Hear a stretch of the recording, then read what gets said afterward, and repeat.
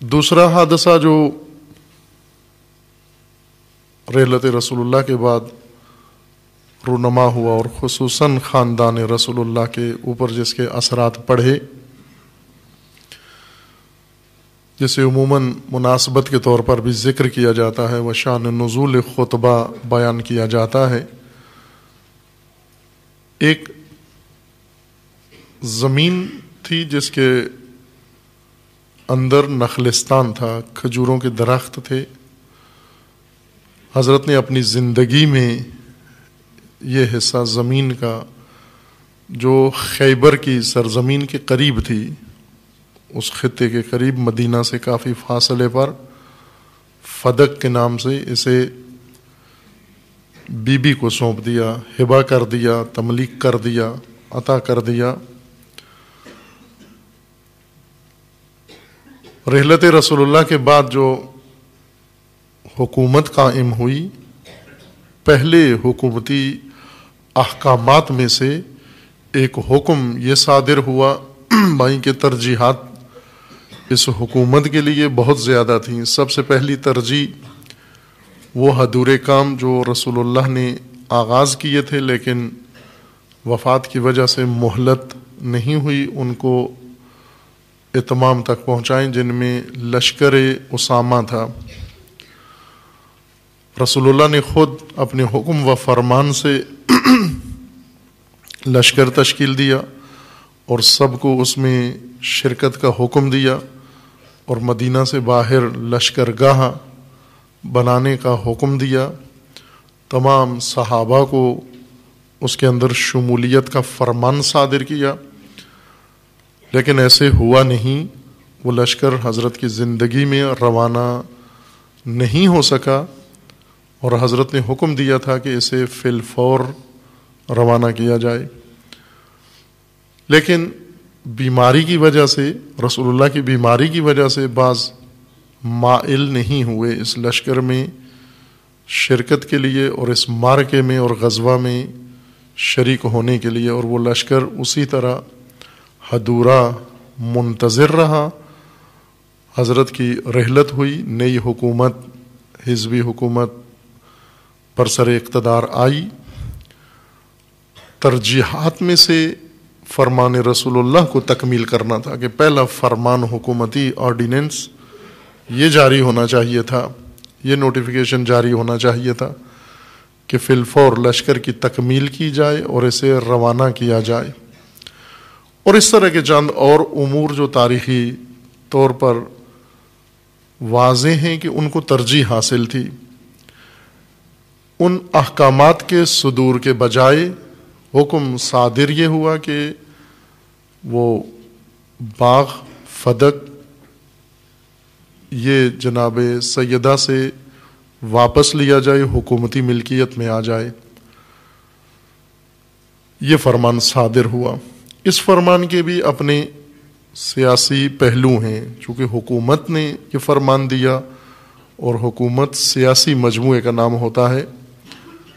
حکومت کی تائید بھی سیاست ہوتی ہے، حکومت کی مخالفت بھی سیاست ہوتی ہے، حکومت کے مقابلے میں چپ رہنا بھی سیاست ہوتی ہے، حکومت کی ہاں میں ہاں ملانا بھی سیاست کہلاتا ہے۔ یہ سب سیاست کے زمرے میں ہے۔ اس حکم کا سیاسی پہلو تھے، اور وہ یہ کہ واضح بات ہے کہ وہ خاندان جو مدعی بھی ہے اور لوگوں کے ذہنوں کے اندر خصوصاً خطبہ رسول اللہ کے بعد، خطبہ غدیر رسول اللہ کے بعد سب اذہان آمادہ ہیں امیر المومنین کے اعلان حکومت کے لیے۔ اور رسول اللہ نے اپنی زندگی میں جتنا اہتمام کیا اہل بیت کی شان کے لیے، امیر المومنین کی ذات کی فضیلت بیان کرنے کے لیے، جناب سیدہ کا مقام امت کے سامنے جس اہتمام کے ساتھ بیان فرمایا، اس کے مطابق سارے اذہان متوقع تھے کہ وہ متوجہ تھے کہ یہ اعلان ہوگا، لیکن ایسے ہوا نہیں۔ دو احزاب اکٹھی ہوئی اور انہوں نے مل کر فیصلہ توقع کے برخلاف کر لیا، سقیفہ بنی ساعدہ میں بیٹھ کر، اور اکثریت اس پر خاموش رہی، ایک جمعیت نے اس سے اتفاق رائے کیا اور کچھ نے مخالفت کی، لیکن خاموشی کے ساتھ۔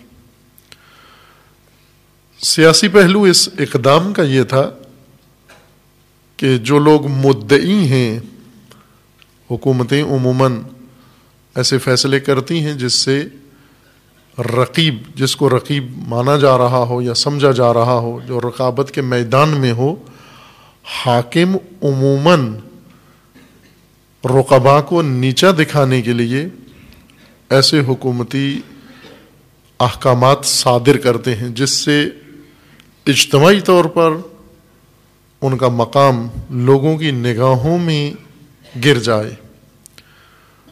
وہ اعتماد جو پہلے تھا، جو بھروسہ پہلے تھا، جو وقار و عزت انہیں نصیب ہے، ان حکومتی فیصلوں سے وہ مقام گر جائے۔ آپ آج کی دنیا کی سیاست میں بھی یہ دیکھتے ہیں کہ حکومتیں اپنے رقیبوں یا حکام اپنے رقیبوں کے بارے میں ہر وہ اقدام کرتے ہیں، اگر ان کا کوئی کاروبار ہو، اس کاروبار کو متاثر کرنے کے لیے حتیٰ قوانین تک بدل دیتے ہیں جس سے سیاسی رقیب کا کاروبار ٹھپ ہو جائے۔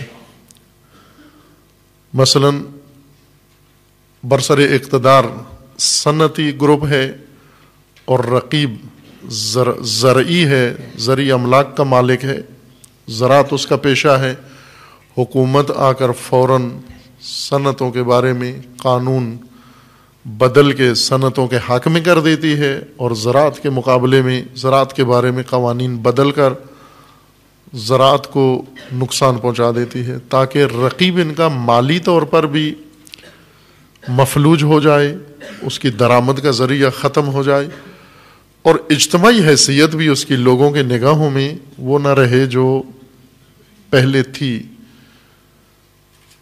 اس سے عوامی ذہنیت بدل جاتی ہے حکومتی آراء یا حکومتی فیصلوں سے۔ رسول اللہ کا عطا کردہ یہ باغ دختر رسول اللہ سے لے لینا، اس بیٹی سے لے لینا جس بیٹی کا مقام رسول اللہ نے عمر بھر امت کے سامنے بہت اہتمام کے ساتھ بڑھا کے پیش کیا تاکہ امت آگاہ ہو حضرت سیدہ کے مقام سے۔ پہلا حکومتی حکم یہ صادر ہوا، اسی مخدرہ کا حق جو رسول اللہ نے دیا تھا وہ کالعدم قرار دیا۔ نہ کہ حکومت کو اس باغ کی ضرورت تھی، اس کی درآمد اتنی تھی کہ حکومت اس سے بہت مالی فائدہ اٹھانا چاہتی تھی۔ سب سے اہم پہلو اس کے اندر اجتماعی طور پر مقام اہل بیت کو لوگوں کی نگاہوں میں اس حیثیت سے نیچے لانا تھا جو حیثیت رسول اللہ نے بیان کی تھی۔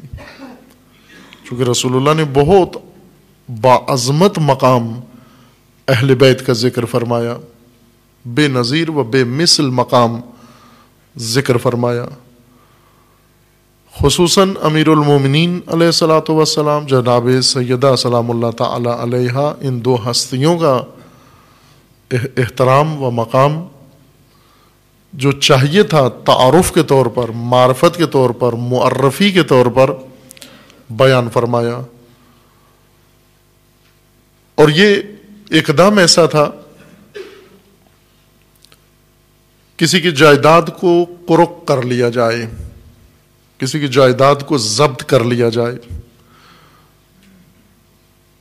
جائیداد ضبط ہوتے ہی اذہان میں سوچ بدل جاتی ہے۔ عوام عموماً بھیڑ چال ہوتے ہیں، عوام کہتے ہی ان کو ہیں جو سوچتے نہیں ہیں، صرف دیکھتے ہیں، اور جن سے متاثر ہیں ان کے اقدامات کے مطابق اپنی راہیں انتخاب کرتے ہیں، سوچتے نہیں ہیں، دیکھتے ہیں کیا ہو رہا ہے، اسی کے مطابق چل پڑتے ہیں۔ عوام کی نگاہوں میں جائیداد کی ضبط ہو جانا، اس کے بہت سارے پہلو ہیں. اس کو کھولیں اگر موضوع کو تو اندر سے بہت سارے پہلو نکلتے ہیں سیاسی جائیداد کی ضبطی سے. اس سے ایک پہلو یہ نکلتا ہے کہ یہ جائیداد ناحق تھی، گویا ان کے پاس حق نہیں بنتا تھا. یہ جائیداد قوم کی تھی، یہ جائیداد مملکت کی تھی، یہ جائیداد ریاست کی تھی، یہ بیت المال تھا، اور نعوذ باللہ ناحق ان کو دے دی گئی تھی، اس لیے واپس لی گئی ہے. جس طرح حکومتیں آتی ہیں، امیر المومنین نے بھی یہی کیا. جب امیر المومنین حکومت میں آئے، چونکہ بنو امیہ کے دور کے بعد، یا کہ یوں کہیں کہ بنو امیہ کے دور حکومت کے درمیان میں امیر المومنین کو حکومت کا موقع ملا. بنو امیہ کی حکومت کا آغاز ہو چکا تھا خلیفہ سوم کی حکومت سے. پھر بیچ میں خلیفہ سوم کے قتل کے بعد امیر المومنین کا مختصر دور حکومت آیا، اور اس کے بعد دوبارہ پھر بنو امیہ کی حکومت قائم ہو گئی. اس بیچ میں ایک وقفہ ہوا سیاسی. دور حکومت امیر المومنین لگ بھگ 4 سال کے لگ بھگ تھا.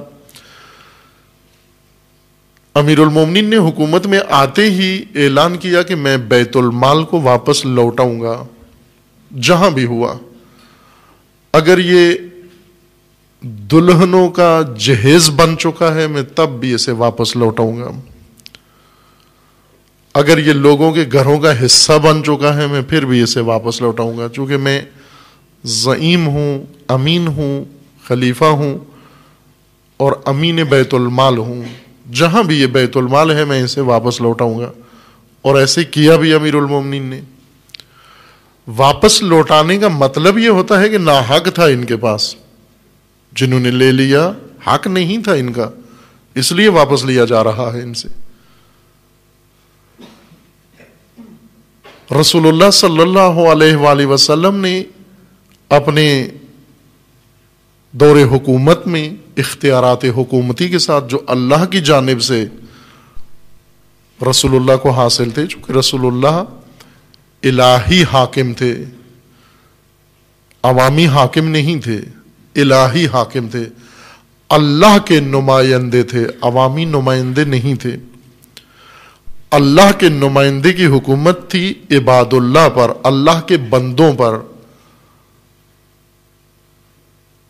اور رسول اللہ نے الہی اختیار سے، الہی فرمان سے، الہی حکم سے جو اقدام کیا حکم الہی سے کیا.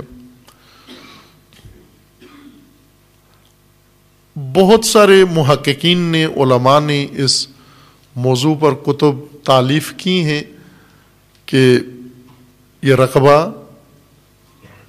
جو رسول اللہ نے عطا فرمایا جناب سیدہ کو کس باب سے تھا، کس عنوان کے تحت تھا. ہبہ تھا، تملیک تھا، عاریہ تھا، کس عنوان سے یہ رقبہ بی بی کے حوالے کیا، تاکہ ہم یہ دیکھیں کہ حکومت نے جو واپس لے لیا اس کا جواز بنتا ہے یا نہیں بنتا.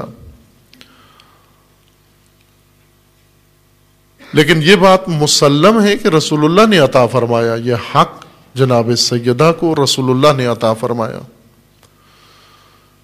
اب یہی کافی ہے، صاحب شریعت نے حکم خدا سے یہ حق بی بی کو دے دیا، جناب سیدہ کو عطا فرمایا، اور حکومت نے آ کر وہ واپس لے لیا. یہاں بہت ساری چیزیں زیر سوال آ جاتی ہیں، اور یہی سوالات اٹھانے کے لیے سیاسی اقدامات ہوتے ہیں. یہ سوالات لبوں پہ نہیں آتے، ذہنوں میں ہوتے ہیں. جو سوال لب پہ آ جائیں وہ اتنے اہم سوال نہیں ہوتے، جو سوال ذہنوں میں گھومتے رہیں اور گونجتے رہیں وہ سوال بہت اہم ہوتے ہیں. اصل لوگوں کی رائے وہ سوالات بناتے ہیں جو دلوں میں اٹھائے جاتے ہیں، جو ذہنوں میں پیدا کیے جاتے ہیں، لیکن کوئی وہ سوال لب پہ نہیں لاتا. ہر ایک اپنے دل کے اندر سوچتا ہے کہ اگر یہ اقدام درست ہے تو پھر پہلا اقدام وہ درست نہیں ہو سکتا، اگر پہلا اقدام درست تھا تو پھر یہ اقدام درست نہیں ہے، اگر یہ جائیداد لے لینا درست ہے تو اس کا مطلب ہے دینا نعوذ باللہ درست نہیں تھا، اگر دینا درست تھا تو پھر لینا واپس درست نہیں ہے. یہ سوال کسی کے لب پہ نہیں آیا اور آتا بھی نہیں ہے. ان سوالوں کی نوعیت ایسے ہوتی ہے، بعض اقدامات سے ذہنوں میں سوال آتے ہیں، کوئی حادثہ ہو جاتا ہے اور سب کے ذہنوں میں ایک سوال آتا ہے کہ اس حادثے کا تعلق فلاں گروہ سے ہے، فلاں شخصیت سے ہے، فلاں محکمے سے ہے، لیکن کوئی یہ سوال لب پہ نہیں لاتا. آج کے اس ماڈرن دور میں، میڈیا کے دور میں، مہارت، جرنلزم کی مہارت یہ ہے کہ ذہنوں میں ایسے ہی سوالات، مطلوبہ سوالات اٹھائے جائیں،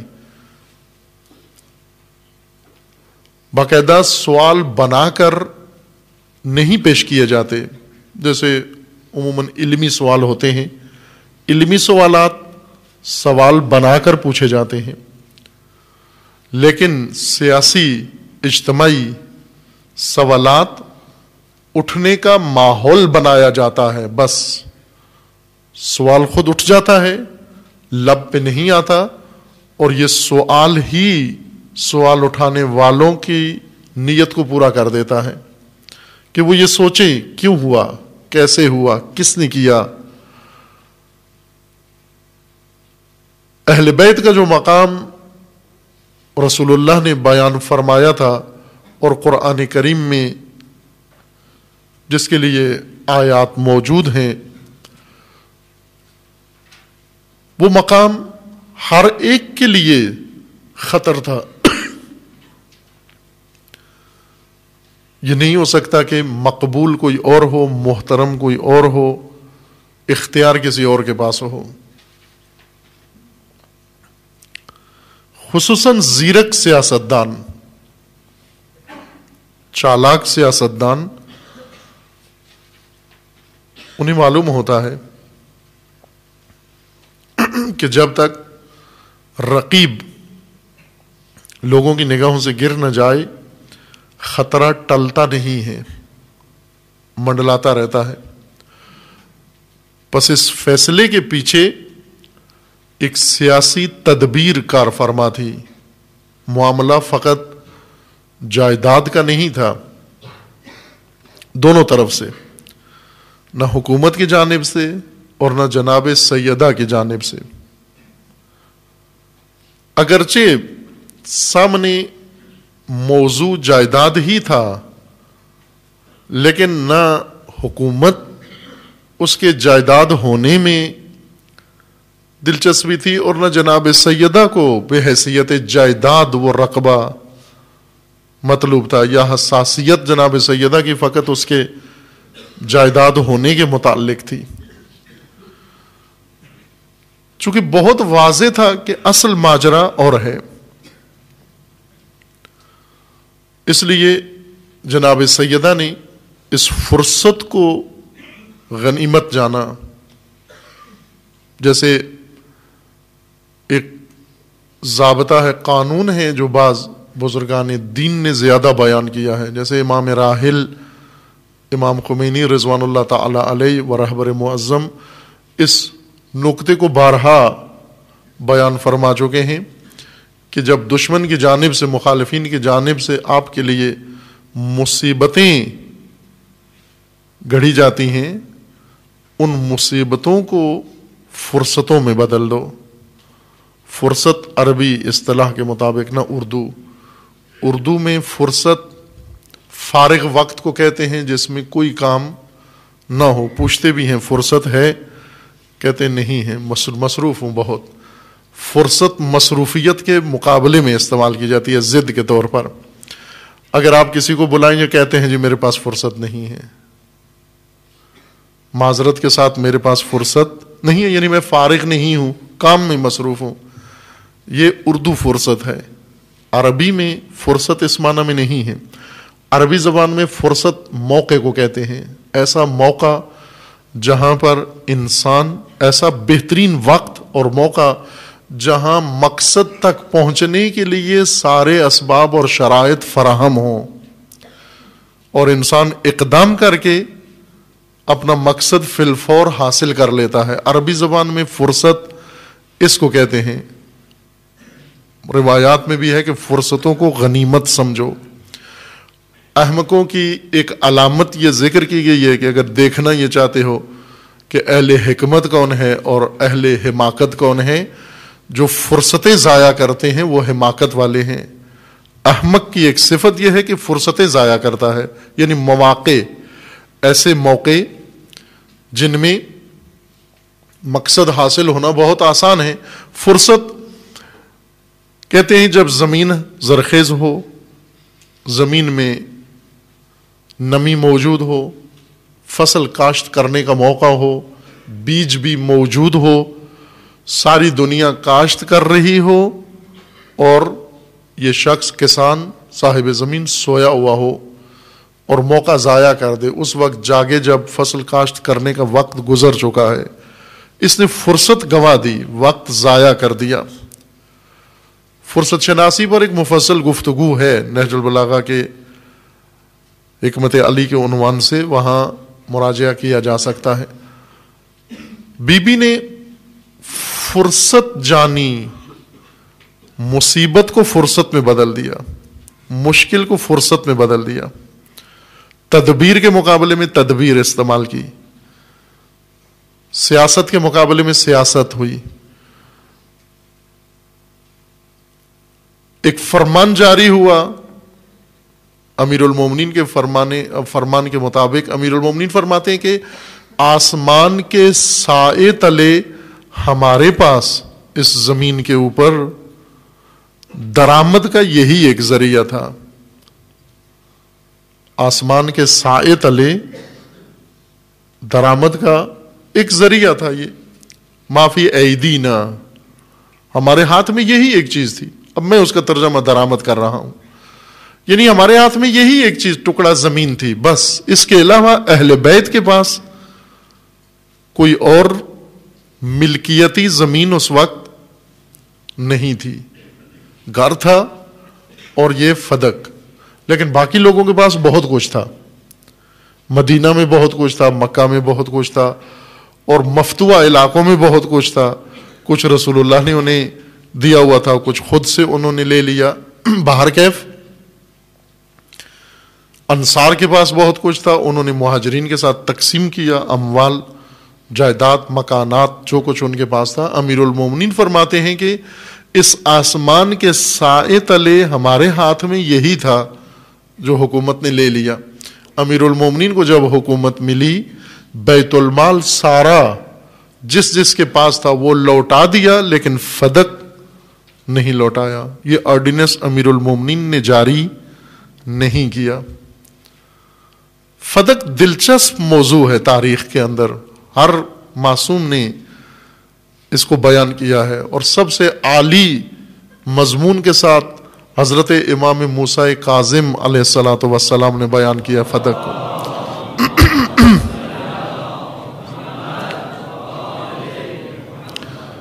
امام ہفتم فرماتے ہیں کہ جب ہارون الرشید اپنی سخاوت دکھا رہا تھا اور اس نے اعلان کیا کہ بنو امیہ نے جو کچھ لوٹا ہے, جس کا بھی امت کا مال, سامان, جائیداد, وہ آئے سرکاری دفاتر میں آ کر نام لکھوائے, ہم اس کی لوٹی ہوئی جائیداد, مال, دولت, پیسہ سب کچھ واپس کریں گے. سب لوگ آئے, جیسے عموماً حکومتیں اعلان کرتی ہیں سیلاب میں جس کا نقصان ہوا آ جائے. اب سیلاب جنگ میں آتا ہے اور نقصان والے لاہور سے وہاں جاتے ہیں اپنا نام لکھوانے کے لیے کہ ہمارا بھی بہت کچھ لوٹ گیا ہے, ڈوب گیا ہے.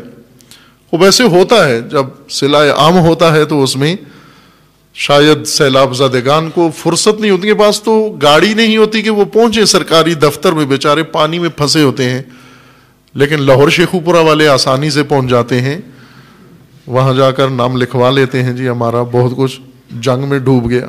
کہاں ڈوب گیا؟ کہتے ہیں یہ جہاں پانی کھڑا ہوا یہ سب ہمارا تھا۔ ہوا ہے ایسے، بعض سیلاب زدگان کی مدد کے لیے لوگ گئے تو وہ روڈ پر ہی بستی آباد تھی، جو ٹرک پہنچا انہوں نے وہیں پہ پکڑ کے ان لوڈ کروا لیا، تو وہ پتہ چلا کہ وہ یہاں سے گئے ہوئے تھے لوگ۔ سیلاب زدگان تو روڈ کے کنارے نہیں ہوتے، وہ تو کھیتوں میں، گاؤں میں، دیہی آبادی میں ہوتے ہیں۔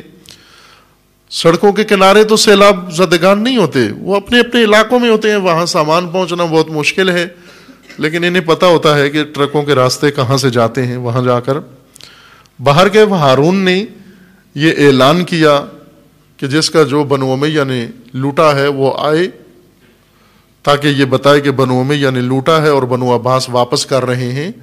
سب کو لکھ رہا تھا، دے رہا تھا۔ اس اعلان کے بعد امام علیہ السلام نے مشاہدہ فرمایا اور کہا ہارون کو کہ سب کو لوٹا ہوا حق دے رہے ہو، ہمارا حق نہیں دیتے۔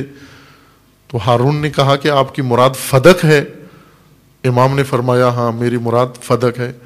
تو ہارون نے کہا کہ آپ اس کی حدود بتائیے، میں ابھی فرمان جاری کرتا ہوں کہ آپ کو واپس کر دیا جائے۔ امام ہفتم نے حدود بتائیں فدق کی، اور وہ حدود تمام مملکت تھی جس پر ہارون کی حکومت تھی۔ فرمایا کہ یہ ہماری فدق ہے، یہ ہمیں لوٹا دو۔ ہارون سمجھ گیا، کہنے لگا اگر یہ آپ کو لوٹا دوں تو میرے لیے کچھ نہیں بچتا۔ اب اس لیے کہا کہ یہ فدق اور فدق کا مدعی یہ اگر زندہ رہے، آزاد رہے، یہ تو پوری مملکت مجھ سے لے لے گا۔ امیر المومنین نے اپنے عہد خلافت میں فدق کے متعلق کوئی نوٹیفیکیشن جاری نہیں کیا۔ لے سکتے تھے کہ یہ تو ہمارا ہے، لیا گیا تھا، سابقہ حکومت نے لے لیا، اب یہ ہماری جائیداد تھی، یہ واپس ہمیں ملنی چاہیے۔ اور بعض عہد میں دی بھی گئی، کچھ عہد میں اہل بیت کے نام آج بھی بعض سادات مدعی ہیں کہ ہمیں واپس کیا جائے۔ سادات کو وہ تو ویسے پوری زمین کو اپنی جائیداد سمجھتے ہیں، جہاں بھی کوئی خالی جگہ مل جائے سادات اپنا علم گاڑ لیتے ہیں وہاں پر۔ بعض حکومتوں نے ایک ٹیکٹک کے طور پر یہ کام کیا، لوٹایا واپس۔ لیکن جناب سیدہ نے اس مسئلے کی عظمت کو دیکھا کہ کیا کرنا چاہ رہے ہیں، اہل بیت کے ساتھ کیا رویہ اختیار ہونا جا رہا ہے، تدبیر کیا سوچی جا رہی ہے، تدبیر کے مقابلے میں تدبیر۔ بی بی نے اقدام کیا اور اس اقدام کا ایک حصہ خطبہ ہے، اس اقدام کا ایک حصہ دعوت ہے، اس اقدام کا ایک حصہ گفتگو ہے مختلف لوگوں کے ساتھ، ایک ایک شخص کے ساتھ۔ اس اقدام کا ایک حصہ خواتین انصار کے ساتھ گفتگو ہے، اس اقدام کا ایک حصہ قبر نبی پہ جا کر عزاداری ہے، اسی اقدام کا ایک حصہ تھا۔ یہ سب تدبیر تھی سیدہ کی، اور اسی اقدام و تدبیر کا ایک حصہ وصیت ہے اپنے کفن و دفن کے بارے میں جناب سیدہ کی۔ یہ سب اس تدبیر کا حصہ ہے۔